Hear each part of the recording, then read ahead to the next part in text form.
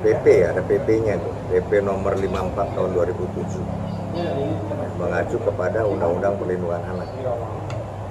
PP nomor 54 tahun 2007 itu mengatur tentang bagaimana tata cara dalam melakukan adopsi terhadap anak, pengangkatan anak. Nah, di situ ada beberapa kriteria.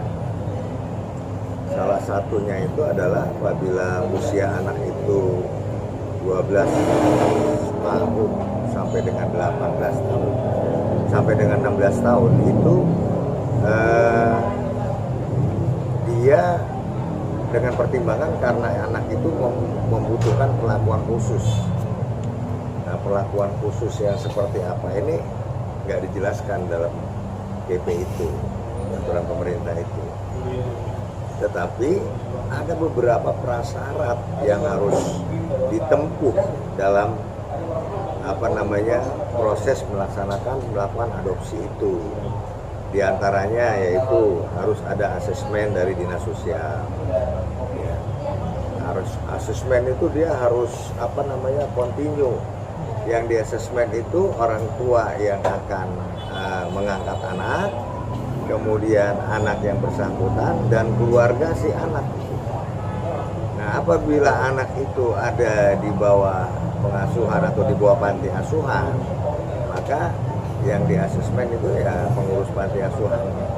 Karena tetap saja yang namanya adopsi itu dia harus mendapatkan persetujuan dari orang yang mengurus awalnya itu. Ya, awalnya kan ada yang ngurus itu, apakah panti asuhan ataukah keluarga dari orang tuanya, ya, atau orang tuanya sendiri. Ya, itu harus ada persetujuan dari yang bersangkutan itu. Tanpa ada persetujuan nggak bisa. Nah, asesmen yang dilakukan oleh dinas sosial itu kemudian dijadikan sebagai dasar untuk mengajukan permohonan pengangkatan anak ke pengadilan. Setelah pengadilan memberikan izin, ya, ada penetapannya, nanti baru diserahkan lagi, dikoordinasikan lagi dengan dinas sosial untuk dinas sosial itu melakukan pemantauan terhadap pengasuhan anak yang dilakukan oleh si pemohon itu. Ya, dia harus ada laporan itu per bulan sampai anak itu usia dewasa. Nah, untuk syarat-syarat orang yang bisa mengajukan permohonan pengangkatan anak itu juga ada ketentuannya. Di antaranya orang itu harus sehat jasmani dan rohani, ya. Dia kalau dia berkeluarga, beristri, ya, bersuami, beristri, berumah tangga gitu, harus tidak punya anak atau anaknya baru satu gitu. Kemudian harus ada jaminan kesejahteraan anak itu bisa terjamin di tangan dia gitu. Kemudian orang itu juga harus belum pernah menjalani hukuman karena melakukan tindak pidana. Itu salah satu persyaratannya. Ya. Kemudian banyak nih itemnya. Dia harus beragama yang sama dengan agamanya si anak. Kalau agamanya beda nggak boleh. Kemudian dia menikah paling lama, paling minim, paling sedikit itu sudah 5 tahun menjalani hubungan berkeluarga.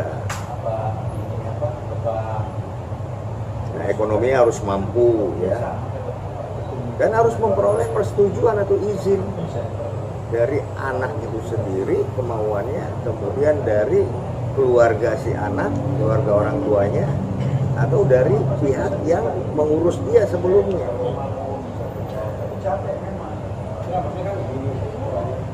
Kemudian anak itu harus sudah berada di tangan dia paling singkat itu 6 bulan. Jadi nggak bisa kita inginkan seorang anak ini kemudian diajukan permohonan, itu nggak bisa. Anak itu harus beradaptasi dulu dengan dia selama 6 bulan minimal. Nah, itu kriteria-kriteria yang harus dilakukan. Jadi kalau bukan bukan ombudsman, bukan kemana, tetapi kerjasamanya atau asesmennya itu dengan dinas sosial dan pengadilan negeri, begitu. Mekanisme itu tetap harus dilalui siapapun. Nah, kalau kemudian ada persengketaan antara calon orang tua angkatnya ini, orang tua asuhnya ini dengan orang tua kandungnya, ya itu kan sama saja jalannya tertutup untuk itu. Bang, berarti bisa dibilang kalau salah satu syarat tersebut tidak terpenuhi, batal, tidak bisa jadi bukannya adopsi, batal, atau tidak akan gagal disetujui, karena kan asesmennya dari dinas sosial nanti itu yang menilai. Kemudian pengadilan juga harus mendengarkan apa informasi dari dinas sosial tentang hal ini, ada persetujuan apa tidak, gitu kan. Walaupun Laura sendiri kepengen banget diangkat jadi anak angkat dan abis, itu tidak bukan tidak menentukan itu. Yang menentukan adalah tahapan-tahapan yang lain itu, yang menjadi hal yang wajib untuk dipenuhi. Ya, karena ada beberapa instansi yang terkait di situ. Bukan hanya khusus keinginan si anak saja. Ya. Ini kan bicara soal mekanisme pengangkatan anak, ya, adopsi, ya. Walaupun perasaannya anak tersebut sudah ibaratnya tidak ingin lagi bersatu rumah dengan ibunya karena sudah masa kecewa, sakit hati dengan ibunya, tidak itu bisa bukan alasan. Seperti yang saya sebutkan tadi, menurut peraturan pemerintah, ya, itu ada mekanisme yang harus dilalui, dan itu wajib untuk dilalui. Kalau enggak, ya oleh pengadilan nggak akan disetujui nanti. Berarti menurut abang Laura balik ke rumah lagi, ke rumah ibunya, ini sudah tepat, pilihan yang tepat buat semuanya, buat Rasman dan juga Laura dan juga kan itu anaknya, memang anaknya lari ke ibunya, ya siapa yang bisa larang, nggak ada. Karena dari Bang Rasman sendiri bilang dia merasa dikecewain oleh pihak RS Polri, tidak ada. Begini, siapapun, ya, saya tidak melihat pada sosok siapa yang akan mengambil anak ini, yang akan melakukan adopsi, tetapi ini secara umum itu berlaku untuk siapa saja, dan tidak mesti anak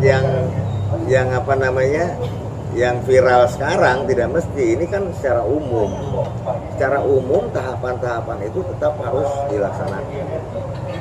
Kan misal si Rasman masih tetap untuk mengadopsi Laura, apakah Rasman bisa dipindahkan? Sekarang kalau kita bicara soal adopsi itu syaratnya harus ada asesmen dari dinas sosial yang pertama. Kemudian asesmen dari dinas sosial itu harus diajukan sebagai dasar untuk mengajukan permohonan atau penetapan ke pengadilan, ya kan. Tanpa ada asesmen dari dinas sosial, pengadilan nggak akan mengabulkan. Nah, itu dasarnya, ya kan? Kalau seandainya tidak ada itu, ya mekanismenya berarti tidak dilaksanakan, dan tentunya pengadilan nggak akan mengabulkan. Kan syarat daripada kekuatan hukum untuk mengadopsi anak itu kan putusan pengadilan atau penetapan pengadilan.